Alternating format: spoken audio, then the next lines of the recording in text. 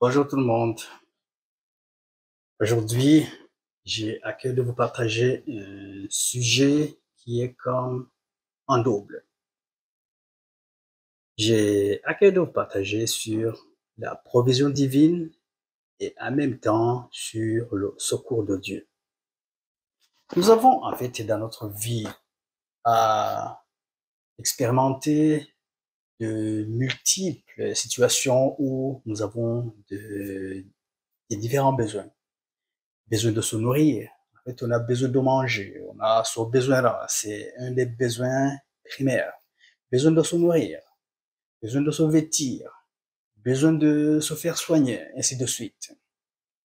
Et je suis étonné de voir à quel point le plus souvent on fonctionne avec le principe des erreurs.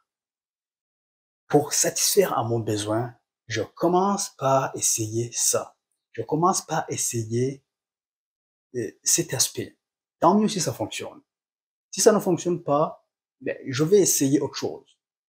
Et en bout de ligne, on se retrouve à revenir en arrière. Lorsque on est rendu à la limite, à bout de souffle, à l'extrême de nos forces, c'est là où qu'on réalise, c'est à ce moment qu'on réalise qu'il y a un Dieu.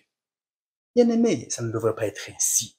Parce que Dieu, il s'est disponibilisé, il est là pour orchestrer toute notre vie. Et comme enfant de Dieu, on devrait saisir à prime abord cette occasion dans nos différents besoins. Nous adresser. Pourquoi tarder? Pourquoi perdre du temps? Sachant qu'au final, ce sera à lui la solution ultime se trouve en Dieu. Regardons un passage qui pourrait nous aider à concrétiser ou qui pourrait nous aider à voir de mieux ce principe. Le passage en appui, c'est celui des psaumes. Le psaume, c'est 146 et nous allons voir à partir du verset 7. Il est dit ceci. Il fait droit aux opprimés, il donne du pain aux affamés. L'Éternel délivre les captifs, l'Éternel ouvre les yeux des aveugles, l'Éternel redresse ceux qui sont courbés, l'Éternel aime les justes. Je ne sais pas, dans ta vie, probablement que tu ressens une certaine oppression. Oppression de l'environnement, oppression de tes relations, oppression du travail. Probablement que tu ressens un certain besoin. Tu as besoin de manger et tu regardes à quelques reprises ou d'une certaine façon, tu vois que ça sera probablement pas facile d'y arriver. Mais nous voyons une ressource incroyable. Nous avons une ressource incroyable, bien-aimée. Dieu est celui qui pourvoit.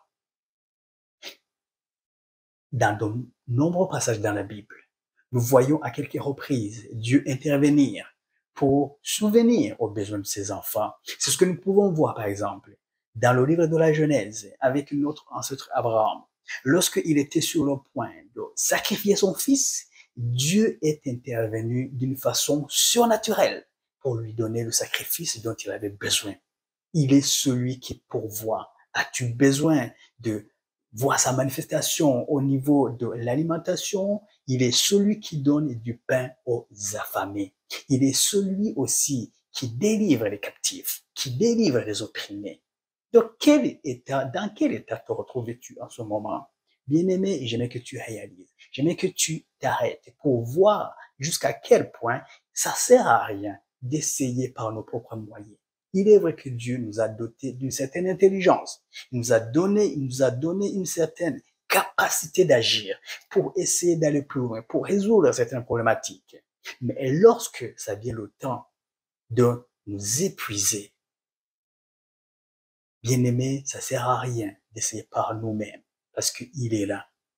Il est tout près de nous. Tout ce qu'il veut, c'est que nous soyons justes. Il aime les justes. Pour le reste, il est prêt à nous relever, à relever ceux qui sont courbés par des fardeaux de la vie, courbés par des préoccupations. C'est pas à toi de te battre. Ça soit pas à toi de te défendre.